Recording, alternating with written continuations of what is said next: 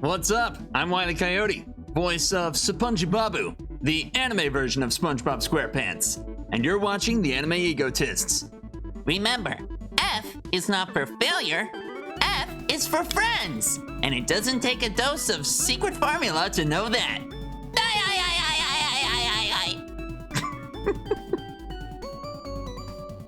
And welcome back to the Anime Egotists, where if you rescue animals, you're pretty cool in our book. Yep, exactly. Yep. My name's Alex, and I don't want to live in anime because if I had to go back and try the food we have here, it would be sad because the food in anime looks amazing. Yes, it always seems amazing. Even when it's disgusting, it still looks more detailed than most meals. Yeah, that's correct. And I'm Richard. And we are the Anime Egotists. And last time, we talked about the worst villains in anime. The villains who, in our opinion, just didn't measure up, didn't make the series that much better. If anything, they may have made the series worse. But overall, just villains we don't really feel like dealing with. Yeah, they're more the annoying one-off. Sometimes they're the build-up for something bigger, but a lot of times they were just plain annoying. That's right, but villains are supposed to be captivating in some way, shape, or form, so that's why today we're doing the reverse. The best villains in anime, whether they're sympathetic, badass, just thought-provoking, just anything at this point. Yeah, and I mean, there's so much that goes into a good villain. And we'll go through all the details as we go through each individual one, why exactly we feel that these are one of the best villains in anime. That is correct. So, you started us off last time. Do you mind if I start us off this time? Go right ahead. Alright, the first villain on my list is somebody who I kind of talked about on the last list. Dr. Rachel from God Eater 2. Okay. Okay, so Dr. Rachel at first glance doesn't really seem like a villain that much. She just seems like a regular old, somewhat questionable doctor, considering she's turning these orphans into soldiers for the war, but I guess she's not going to do it. But as a child, she didn't really talk that much, and she ended up getting paralyzed from the waist down. They thought she was going to die, but they injected her with something that they used basically for origami research, origami being the giant monsters in the show. And because of that, we're not really sure if it's just she's trying to further her career or if it's a case of, what was injected her caused her to go crazy. But it turns out she's been manipulating almost everything this whole time. Like, for example, spoiler alert, she caused Romeo's death, Julius's supposed death, even though they both came back later or down the line. But she's just a very manipulative person for seeming like such a nice, well thought out person, and the plot twist with her is actually really interesting. And the only reason she's so low on this list is because she's just, I don't know, there's parts of her where I'm like, maybe a little more reasoning or what led up to this sort of thing. So maybe if it had been revealed that she actually created them or something. Something like that. I don't know. They don't even follow up on it that much when the day is saved. All right. I mean, I don't know God Eater well enough, so I'm just going to have to co-sign onto this one. It's hurtful when you do that. Eventually, maybe I'll watch the series. I just have to make some time for it. I guess I can find a way to live with that. But yeah, Dr. Rachel, she's a little scary. I don't think I'd have her over or anything, but she's a pretty decent villain. Yeah, it sounds like it. So my first one, I kind of got the idea from actually a comment in our last video. So Kai left a comment about Fairy Tail leaving Raventail as one of the worst villains. And that's because thinking back on it, there's a ton of buildup for them, like throughout the first part before the first hiatus, that ends up going nowhere because they show up for like 5 minutes, be annoying for 5 episodes, and then disappear. That's literally it. I think one of those characters shows back up later. Okay, so are they the villains on your list, or? No, because in Fairy Tail, they do almost the exact same thing of a lot of buildup for the main antagonist, Zeref, who, I mean, throughout the series, you're constantly hearing, oh, it's the legendary sorcerer. He may have existed. It just may be a term that they use for like all the dark sorcerers from the past. You just don't know. And it's slowly revealed, oh, he did create these demons. He did create these dark spells. He his name's being used by different cults to try to build things to resurrect him or stuff.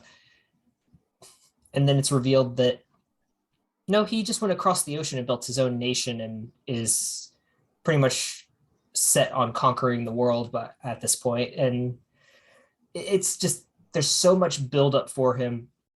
And at least in his case, it pays off. It leads to the final major arc where there's a big war between the main guild Fairytale and his country.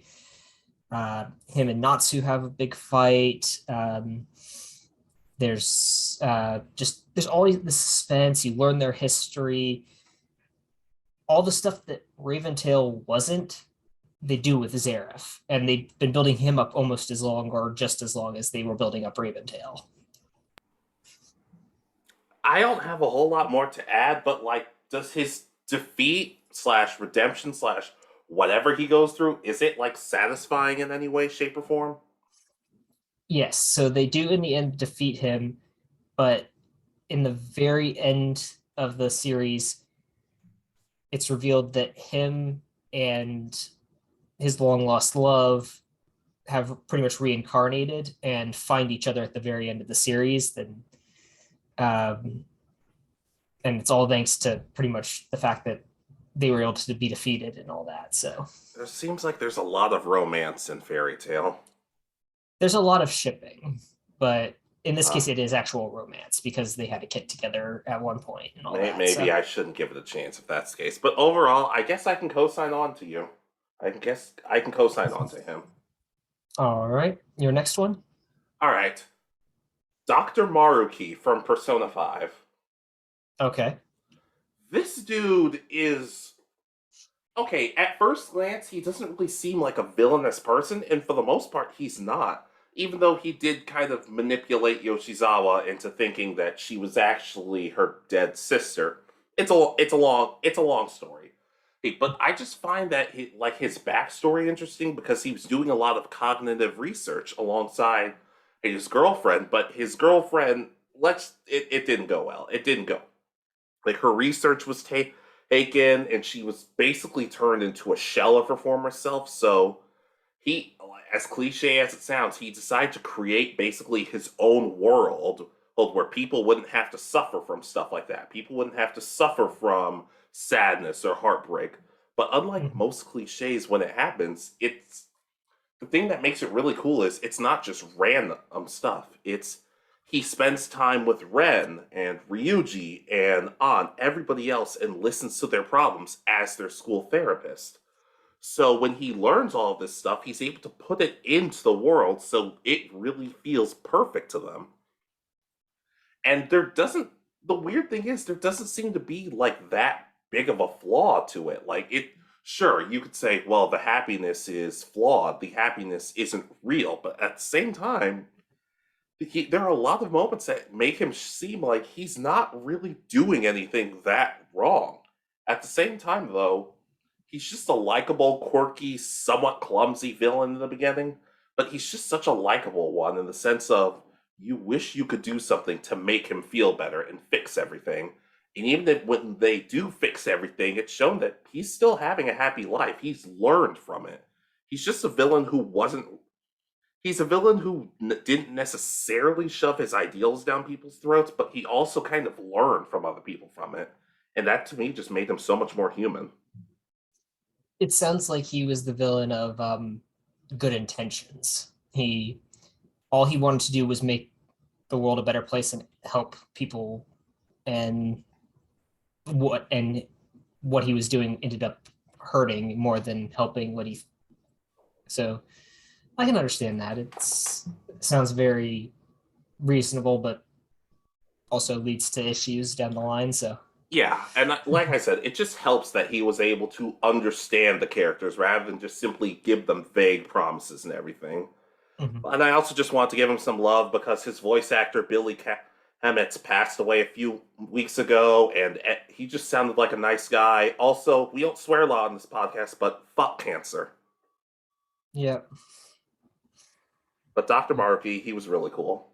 Yep, it sounds like it. So my next one, I'll just do this one. So it's All for One from My Hero Academia. Everything that's kind of revealed about this guy is that his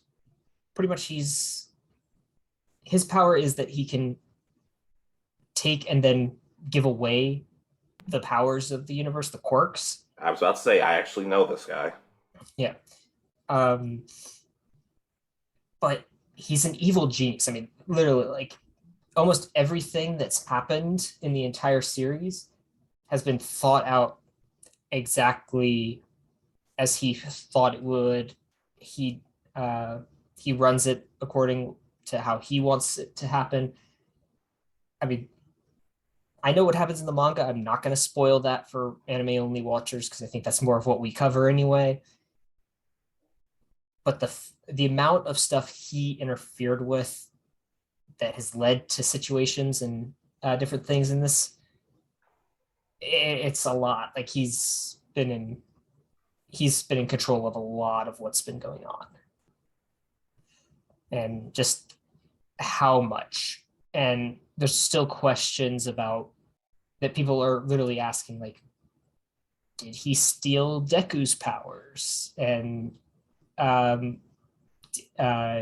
it just, there's so much like that though that we still just don't know, and we're waiting to find out if it's going to be revealed that yes he did, or no, he's just happened to still be born quirkless and meet with the same doctor. Is he Deku's dad?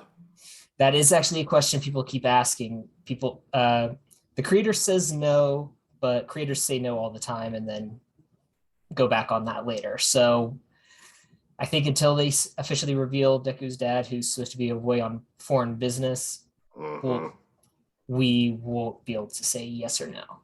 Oh yeah, I'm sure that's the excuse he gave. But I don't know My Hero, and I'm not going to say never, but it's looking less and less likely. I understand. Maybe that's a video for another day. But overall, should I jump into my next one? Go right ahead. Okay, you might have a little bit to say about this guy from Yu-Gi-Oh! GX, Sartorius. Okay. I just found Sartorius to be really interesting. And, like, look, I'm not huge on the whole, everybody has destiny to be fulfilled. Everybody has a role in life. Like that, I'm not huge on that characteristic. But I just enjoy just the sinister nature of him. And there's also a little bit of elegance and charm to him.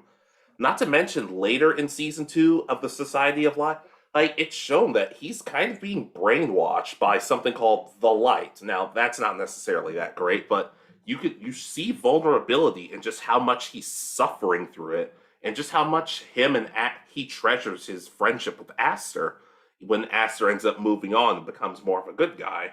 I just thought Sartorius was kind of interesting just because he was smart about it, because he found a way to prey on people's weaknesses. Like, for example, for Chaz it was, I have never beaten Jaden, and he's like, I can give you the power to beat Jaden. For Alexis it was, well, Alexis just getting brainwashed by Chaz. Okay, that wasn't perfect. But he also thought about, from Bastion's perspective, nobody acknowledges you. I can give you acknowledgement. Like, I love villains who find ways of really noticing our main characters and find ways of showing them you deserve better than this, because they all deserve better in the end. But overall, Sartorius was just, a couple of nitpicks aside, I just thought he was a really fascinating villain.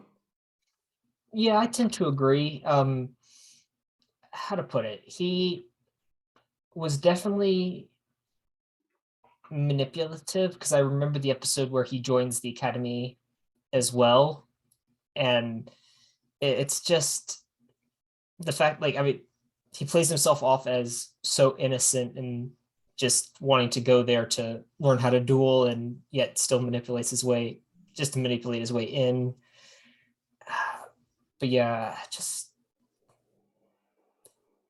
I don't think I have seen the episode you're talking about where you learn that he's also kind of brainwashed, but I've seen most of the season, and I may have just skipped that episode because I think I know the ending, but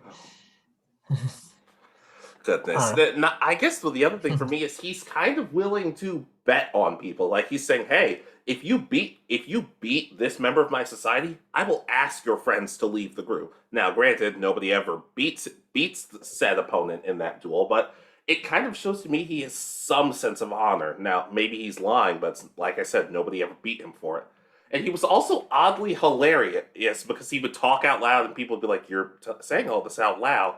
And when he dueled Hasselberry and he had the duel, it's just like, how do I start this thing? And they're like, just push the Sartorius, you just push the button. And the dub is a blessing and a curse. That's all I'm going to say. Yeah, it really is. But yeah, Naoko-san, I may need to go back and watch the second half of season 2 just to catch it up and remember how it all ends correctly. Yeah. His dynamic with Hasselberry was so weird because at one point he said to Jane, I'm not dueling you. As a new student, I try not to stand out. And Hasselberry said, then get a new haircut. And Sartorius is like, touche. I'm like, you should be insulted, but you know what? Fine. It was a good insult, so I guess he had to give Hasselberry credit for that. But Sartorius was cool. Yep, I'll co-sign as I said. So my next one? Go for it. Pain from Naruto. Hold on. No. I don't like this answer because you've been mean to Pain in the past. I have, but recently I've been thinking he's the only one that actually destroys an entire village as far as we see in the entire series pretty much at this point. Well, the only important village, but sure. Yeah. He always seems so undefeatable, especially once you start finding out about him a bit more. He grows from shadowy background character with funky eyes to, oh, this is the serious guy. Unfortunately, it's later revealed that he has been manipulated by Madara for his own plans, but he's still very threatening. I mean, pretty much the entire first half of Shippuden is the build-up to his attack on the village. And the fact, I mean, just there's so many secrets, so many levels to him. I don't know how I feel about it being revealed that Nagato is controlling them, but still, it's interesting. He's so threatening that, I mean, he makes all the other members up until this point look like they were relatively weak in comparison, pretty much. And I just don't know how to put it. Yeah, I can kind of understand that. Like, I've always liked Pain, but because in the sense of I think he's cool, well, and also in the sense of he's like we all know deep down in the real world. Well, the only thing that can beat hate is love. It doesn't always work, but hate never beats hate. And that's kind of a great message that he sends. Like, you're obviously thinking, look, I understand what you're doing, but you're not doing it for the right purposes. Plus, the whole killing Jiraiya thing just never sat well with most people, and I'm still not over it.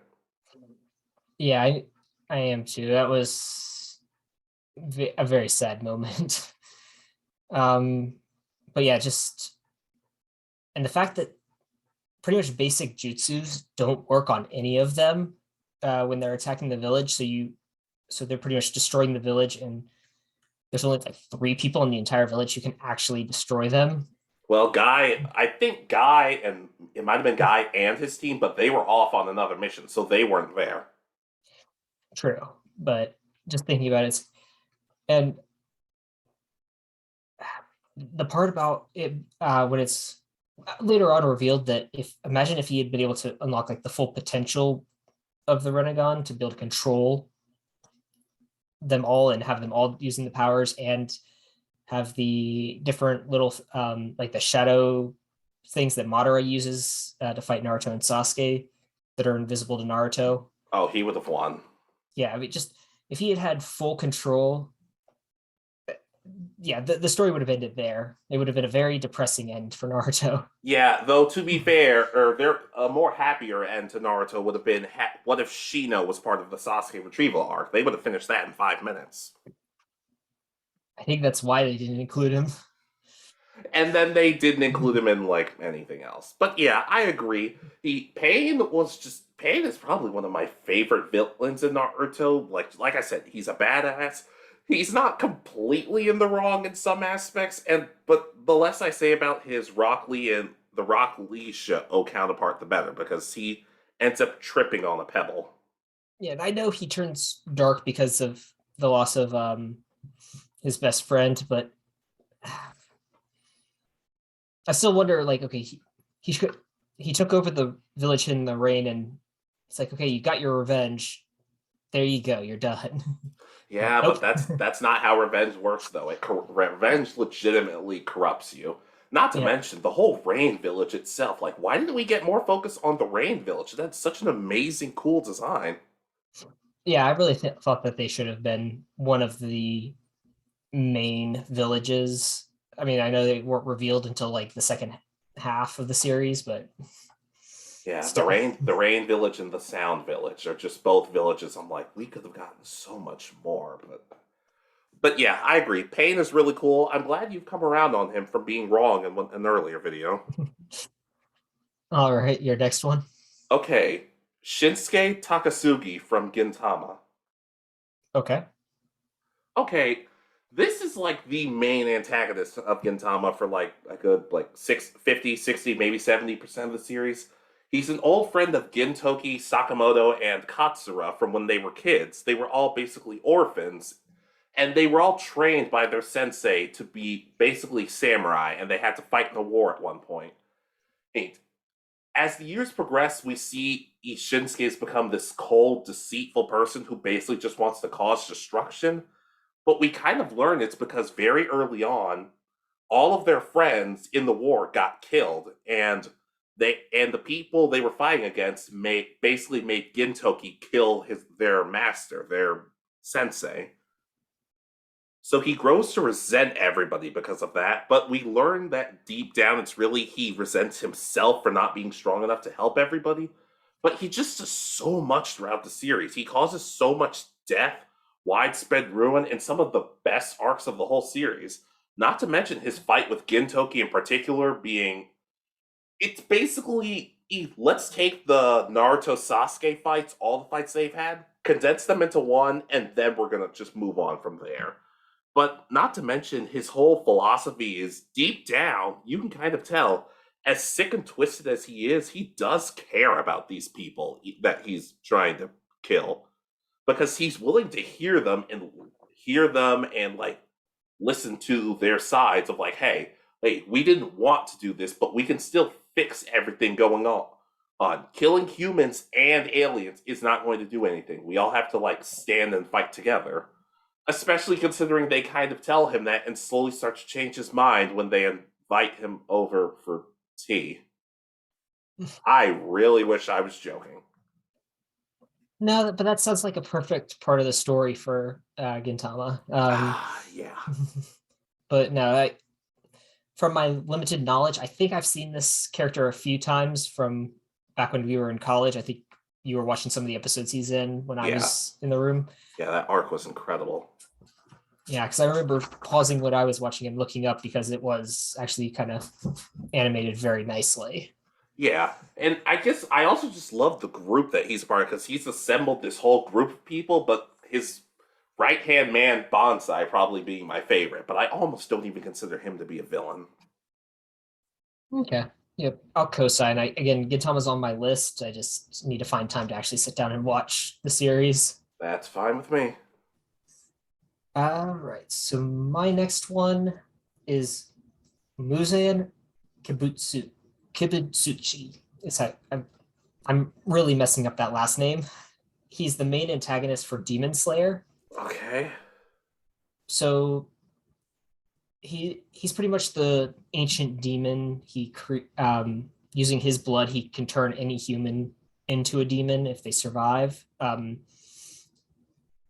But just seeing how all the other demons we've seen react to this guy, it's frightening, because these are like the main ones that we've seen are supposed to be really powerful, close to the top tier, or are the top tier, and they've wrecked some of like the Demon Slayer leadership team. Like Rengoku was killed by one of the top members of the demons. They almost killed like the three main characters and one of the other leaders of the Demon Corps, or the Demon Slayer Corps. And they were even lower ranked than the first one. But yet every time that you see them with Muzan, they are shaking, they are frightened. Unless he's praising them, they are so scared that they're going to be killed and replaced. And it's just makes you think like, okay, what does this guy is this guy actually capable of? And I know that eventually, I know details from the manga, so I know what's going to happen, but just all this history, the fact that he's still trying to figure out kind of how to cure himself of it, but still trying to infect other people. It's kind of just a weird sense of he wants control of everything and he knows how to get it at this point. And I can co-sign onto that based on the very little I've seen. Yeah, I think he'll go up and he'll be even like an even bigger villain once this series is fully animated, but right now he sits about here. Yeah, but like I said, I can co-sign. I don't have too much more to add. All right. Honorable mentions time? I have 3. I have 3. Okay, these guys might as not even well be villains, but technically, if you were to ask the writers, they might say it. Team Rocket. Yeah, I can understand.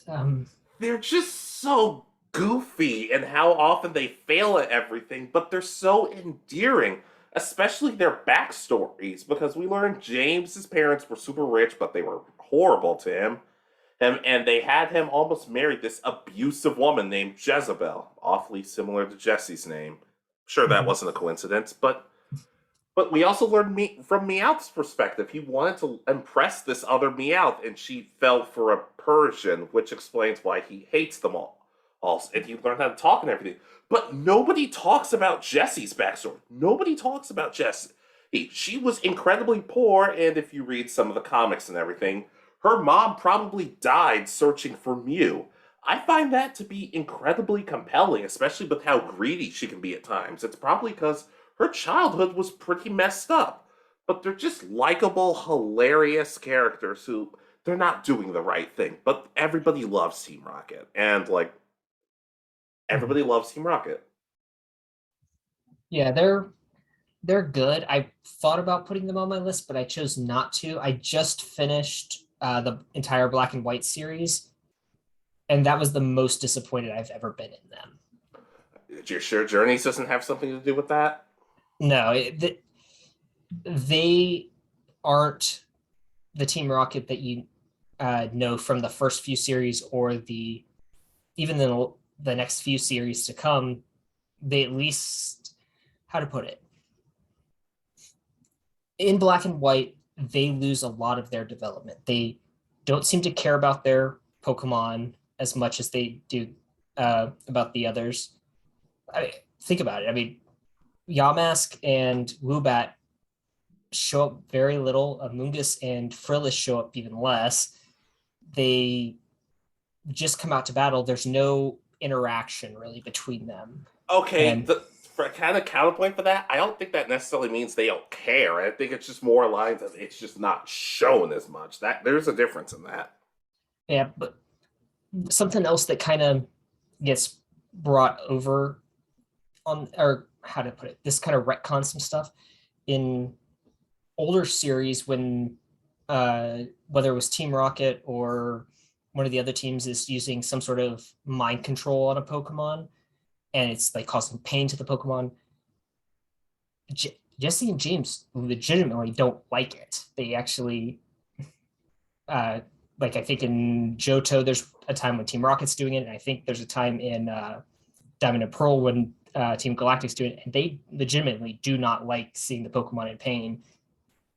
Then in this series, they're all like, they're darker in this series, which Okay, How to but put- to me, your kind of point is saying 3 seasons out of 25 they weren't that good, which to me, like, I'd You say gotta- that's a pretty good score. That's a pretty good score to have. That's still a 92.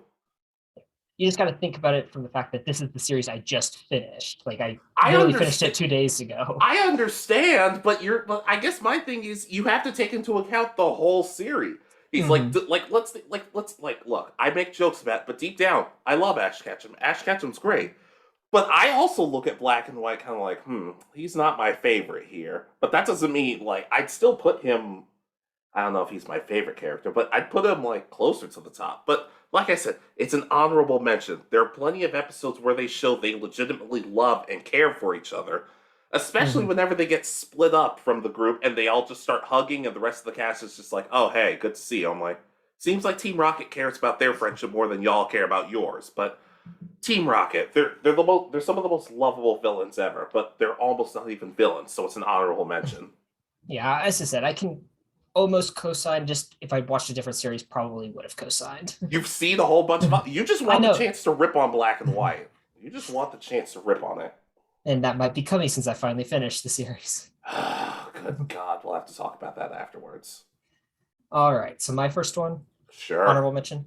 Sure, you jerk. And that's Tsukasa Shinjeo from Dr. Stone. He's this giant of a man who's actually still in high school and ends up getting, of course, everybody gets petrified. He gets resurrected as like the third person that we know of. And he was raised in an abusive household and all this. And his sister ended up becoming very sick and was in a hospital, pretty much in a coma, and it was irreversible. They were pretty much, she's going to be brain dead. And he becomes a fighter and like mixed martial arts to pretty much make money to continue to keep her on life support. But because of his abusive relationship, he sees the world as there was too much corruption, too much greed, too much this and that. And he, so while the main character, Dr. Stone, whatever you want to call him, wants to resurrect every person on Earth and save them, Tsukasa wants to pretty much resurrect only a handful of the population, what the part of the population that he views as worthy to be alive. And he ends up, so he's kind of the starting main antagonist. In the end, he kind of starts coming around to Dr. Stone's ideas, but at this point, he's the main antagonist for season 1 and season 2. He's trying to keep everybody kind of in the Stone Age. You're going to farm, you're going to gather, you're going to hunt. That's it. There's not going to be technology. You're not going to advance. And the strong will survive, the weak will perish. And without context, the farming line sounds especially silly. Yeah. He has a handful of people who kind of do the farming that are just less skilled than the hunters and stuff like that. So yeah, and I guess I can co-sign on to that. So my next one? Go right ahead. Okay, this is going to be kind of weird to talk about because there was so much going on with this character, or characters in some eyes, but it's an honorable mention. Licht from Black Clover. Okay. I just thought Licht was interesting up until it was revealed that he had somebody named Patoli in his body. But let me backtrack. Licht was an elf that lived basically around the time that a little before the first Wizard King actually did anything. And he was a calm, collected individual who really just wanted to live peacefully, elves and humans to live peacefully. But it was revealed that humans basically tried to kill everybody he knew and loved, which technically didn't end up being true, was actually a demon, but another point for another day. I just found his philosophy as leader of this group, because he got reincarnated as the leader of the group, the Eye of the Midnight Sun. I found him just vastly interesting with how calm he was, and he seemingly seemed like he was willing to talk things out and hear things through. But it's just when it's revealed that he has somebody else in his body that secretly wanted all the humans dead, that wanted everybody to suffer. Like, I don't know, at that point it kind of started to fall off for me. But beforehand, I thought he was really interesting. I thought his fights were cool with Julius and with Yami. And I thought his dynamic with Yami in particular was interesting because he would hold this whole backstory of, I lost everybody I cared about. It was brutal. And then Yami said, oh, I have a backstory too. I didn't know a lot of people when I moved here, and then I made some friends. And he's like, that's it? That didn't lead to any trauma? And Yami's like, no, I thought we were just trading stories. Again, I haven't quite gotten to this part in Black Clover, but I know about it because isn't he? So he's in the body of the leader of the Golden Dawn, and then he has a demon inside him.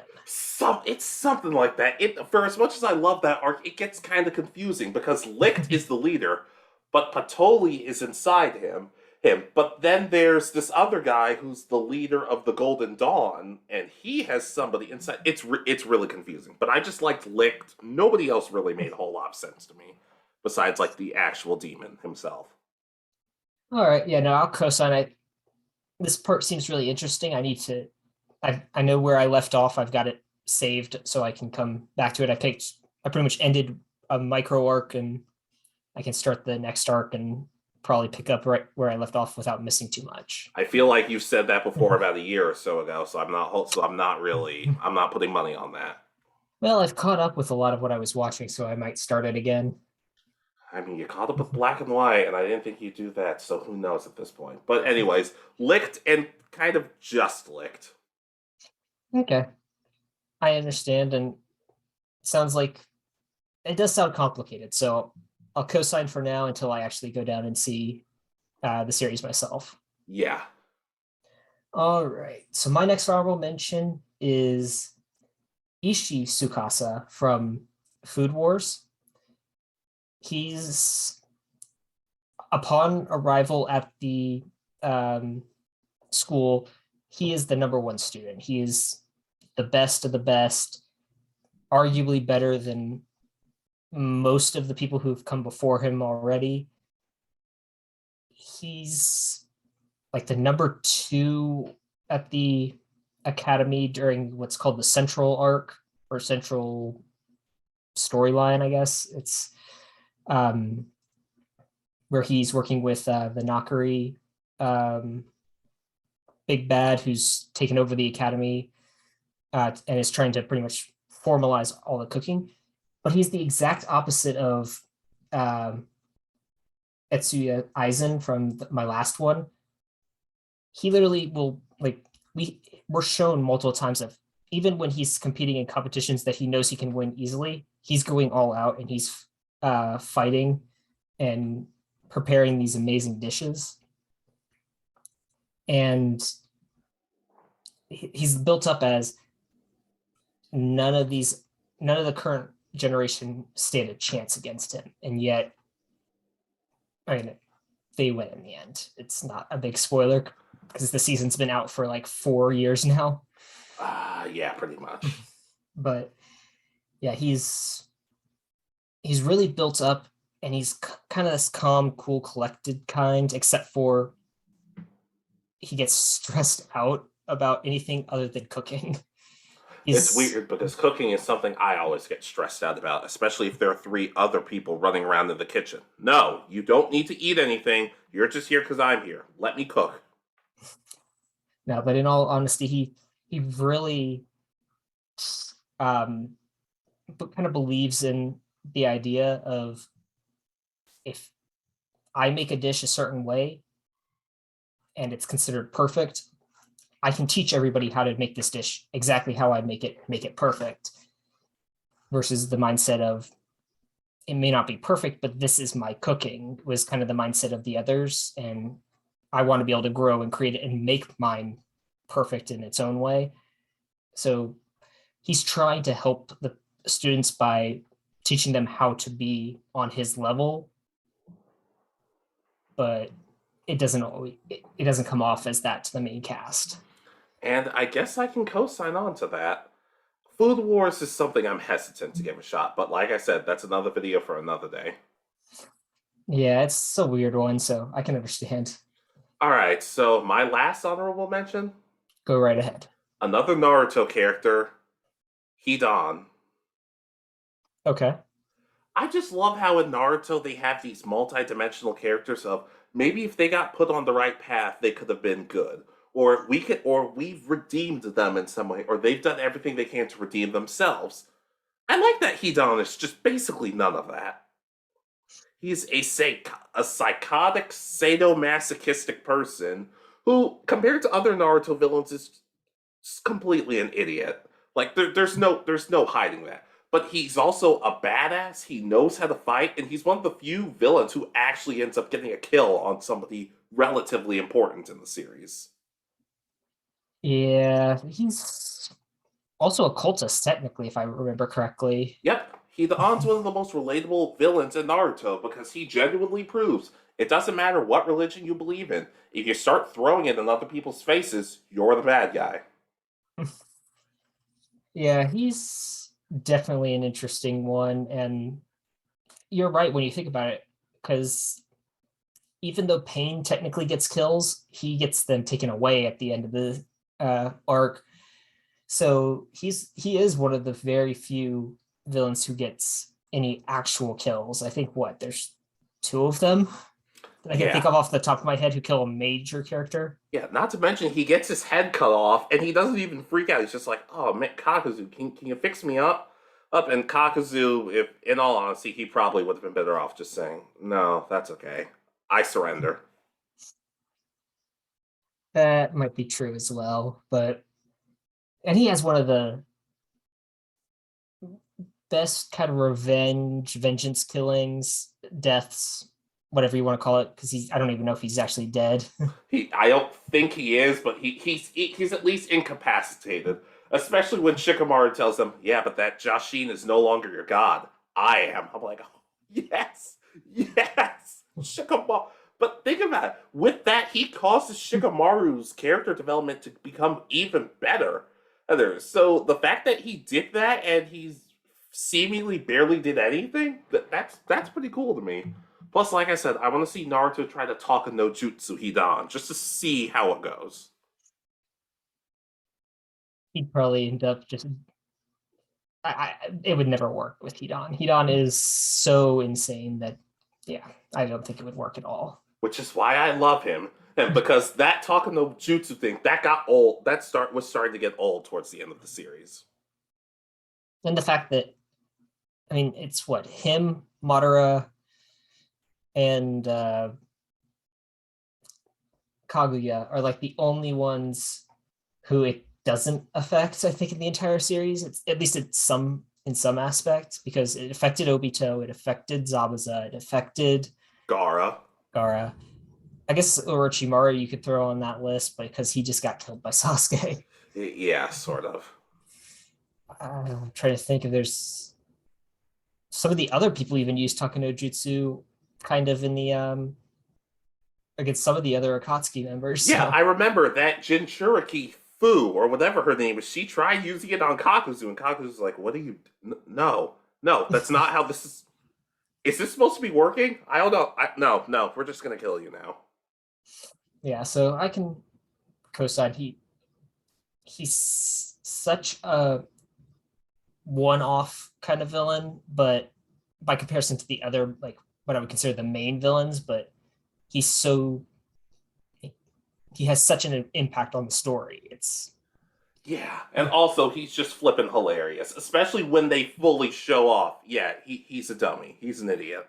yeah, because he gets his head cut off at one point, and it's just like his body's standing there, and he just keeps demanding that his head get sewn back on. Who wants to play who wants to play kickball? Kakuzu raises his hand like, yeah, I'm in. I could see it.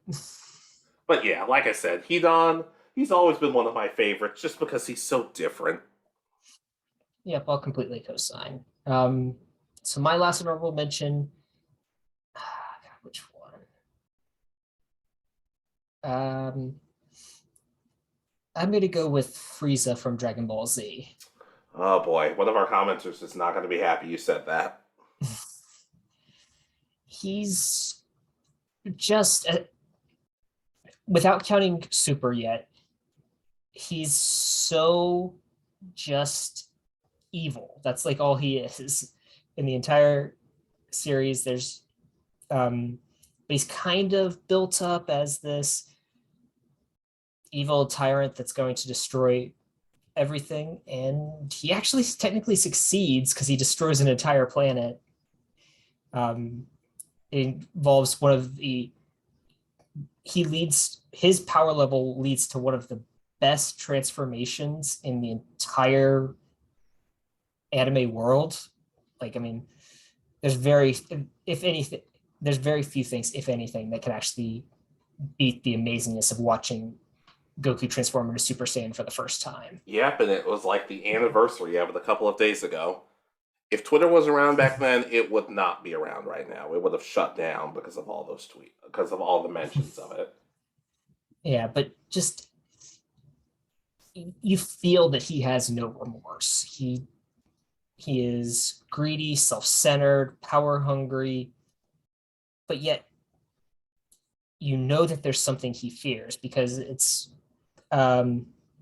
just from his reactions to everything when it comes to the different all the mention of Super Saiyan and the legendary Super Saiyan at this point in the series. And yeah, not to mention, I mean, he killed almost all of the Saiyans. There has to be some fear. Like Bardock even pointed out, if we all stand together, he can't stop us. But for some reason, I never understood. They're just like, we don't believe you. Like, why? Like, I never understood that part. yeah, and just the fact that, I mean, this was the start of transformations for the series, kind of. I mean, I guess if you can count Kaioken, but Kaioken really wasn't a transformation. There's like 4 forms that he goes through in this part. Yeah, and most of them are good. Yeah, and each one just kind of builds to the point where they end up as the where he's okay. I'm on par with most of you. Oh, now I'm twice as strong as all of you. Now I'm 10 times as strong as you. Now I'm 100 times stronger than all of you put together. Now we have Super Saiyan. Yeah, okay, now he kind of he got Vegeta to basically say to Goku, "Hey, I don't want to rely on you for this, but please beat Frieza." Like, that is some powerful stuff. And I'm gonna even jump ahead to Super. He's not the same Frieza. He's a lot smarter and a lot more powerful, but he respects the Z Fighters. He'll never say it, but he respects them. He's grown to the point of, you guys have some more. Now, I'm not expecting him to join any picnics or anything, but there's a different dimension to his character that I want to see more of. I know some people think, he's gotten a bit too much to do, but now that they have this different dynamic, I want to see more of Frieza, just to see how he reacts. Also, he's a great English teacher because he taught Goku what the word repugnant meant. Yes, that's very true. But he's also, how to put it? He shows that he's also intelligent to the point where he's learning from his mistakes. That in Dragon Ball Z, in Super, that's revealed that that's his natural abilities, not any, like, no special training, no nothing like that. That's what he can do naturally. And then once he starts training, his power shoots up, and he's on par with the gods of destruction and all that again, just from about a year of training, pretty much. And it's also, his Japanese laugh is hilarious. It is. It very much is. Yeah, the only thing I'm wondering is what would have happened if he'd actually gotten the Dragon Balls and wished to be taller. To this day, I still don't know if he was serious or not. Who knows?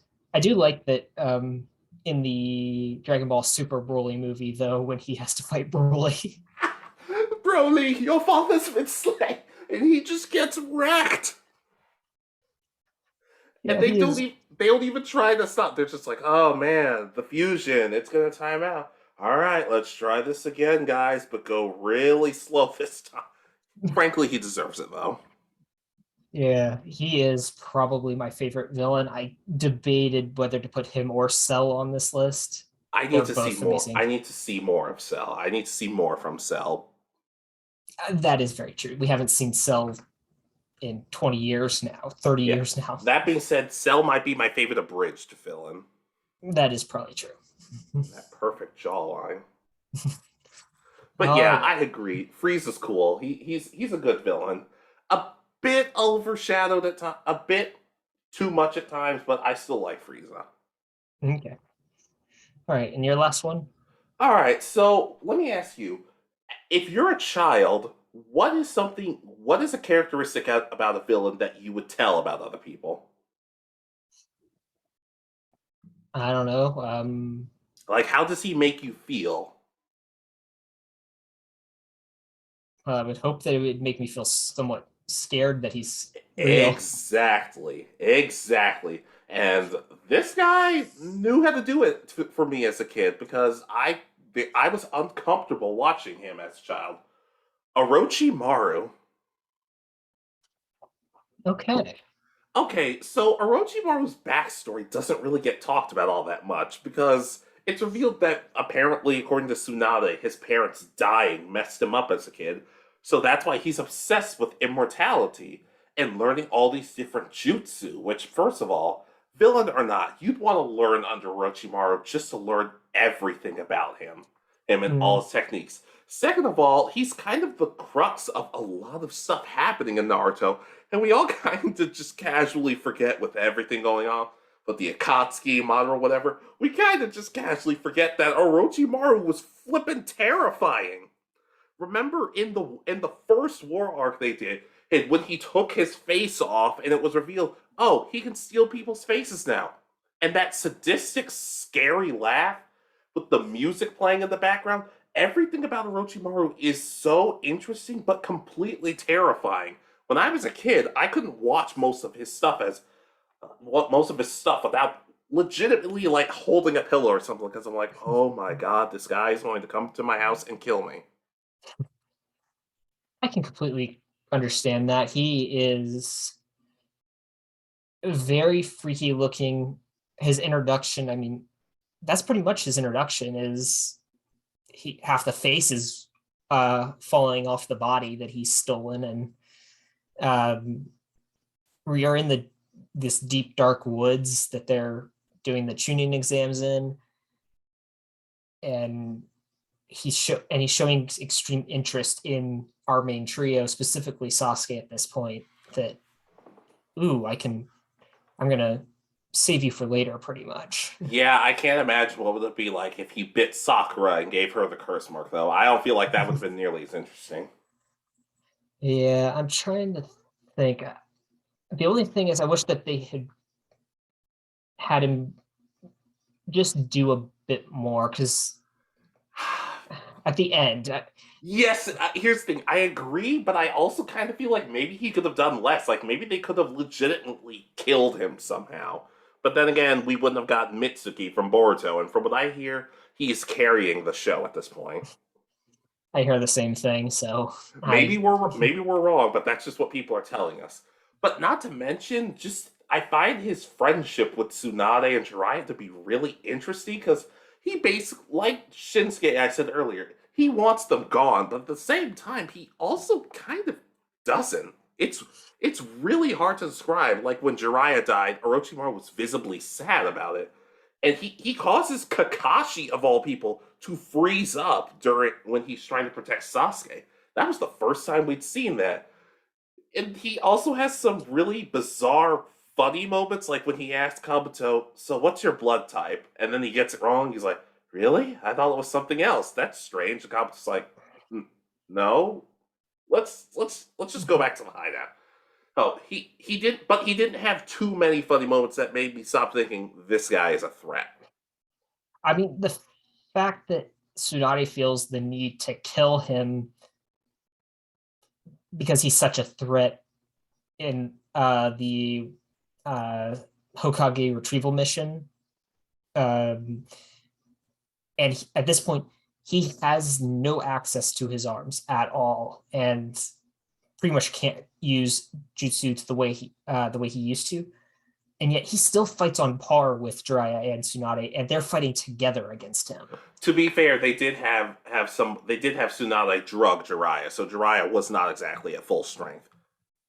But still, I mean, the fact that Jiraiya's probably still in better shape than Orochimaru is at that point in the story, because even though he's drugged, that's wearing off. He still has no arm access, so he can't even do the hand signs to do his most powerful jutsus. Yeah, the one thing that does kind of make it weird, though, it's like at the end, it's just like, okay, you helped, but like, we're keeping our eyes on you. I'm like, this dude should be in jail, but y'all do you. I'm sure he's cool giving kids autographs in Boruto, because apparently that happened one episode. Yeah, that knowing what happens in Boruto somewhat is where he gets disappointing, because I mean that could have been really interesting, having him come back as somewhat as really powerful as one of the main antagonists, but yeah, as far as I know, that hasn't happened yet. So yeah, and that's the thing. Not every villain needs to be redeemed. You can have some villains die just straight up. Sure, he had some redeeming qualities, but at the same time, like, I don't know. Part of my thing is I feel like if anybody, Jiraiya could have been the person to sort of bring him back to the side of good. But if Jiraiya's not around, then kind of what's the point? yeah. Another thing I remember is he also worked with another one of the villains that we love to hate, and that was Danzo. He's partnered with Danzo. Like all the experiments and powers that Danzo has come from Orochimaru. Oh god, that's right. He's also the main. He's the one show where he stays the main antagonist from beginning to end is the Rock Lee show. But you want me to tell you what one episode that he was the star of? Do you want to know what the plot of that episode was? Sure. Orochimaru was sad because nobody remembered his birthday. Okay. Yeah. I mean, on the plus side, we learned that episode that Kimimaro is still alive, so there's that. How? He's just there. They threw him a surprise party. We don't know specifically how he's still alive. Okay, but yeah, I mean, I'm just he's, as I said, the only issue I have with him is that it feels like, one, he either shouldn't have been redeemed, or, as you said, Jiraiya should have been the one to do it. And he should have been more of a villain throughout the rest of the series. But I know that they were building up towards the stories that they ended up telling. So I can kind of understand why they got rid of him and then only brought him back for a few episodes. Yeah. Especially for Jiraiya's sakes, because according to Jiraiya, Orochimaru reading my books? And I'm like, no. He legitimately says that in one of the video games, and I don't know how to process it. But yeah, Orochimaru, despite being done kind of weirdly, I'm still terrified of the man. I can understand that, and I'll completely co-sign. Yeah, so he might be one of the few characters I don't want on this podcast. All right, and my last one is Don Quixote do Flamingo from One Piece. Completely co-sign. Yeah, so throughout the series, he's built up as, well, he's part of the 7 warlords of the sea. he's arguably probably the strongest of them. Because I mean, the ones like Crocodile, Gecko Moria are defeated relatively easily by time skip Luffy, so it's before Haki and all that. This fight is like the first big, we're going to destroy someone who's a major leader in the world, because it involves Luffy and Law teaming up for the first time. It involves the introduction of Gear 4th, right? Gear 4th. Yeah, it's gear. It's the gear that people to this day still won't stop making fun of. But he pretty much has run the black market in all of One Piece, all the conflicts. Somehow he's connected to. It seems like I think he was working with Crocodile in some aspects to control Alabasta all the way back there. He pretty much beats up Bellamy in both the Dressrosa arc and the Skypiea arc because of stuff he said. Even before you know what his powers are and what he's going to be, he's legitimately threatening because he just sort of appears and almost everybody ends up scared of him. But then you see what he's done to this country and with his team, with his crew, where they're turning all the people into toys, and you legitimately forget about them, and then you're enslaving those toys to work in your factory and in your mines and all that. He's got a team working on making artificial devil fruits. He's partnered, I think, with both Big Mom and Kaido. And ever since his defeat, almost everything that's happened has been because of him. Because he was defeated, Germa 66 has grown in strength, which leads to the Whole Cake Island arc.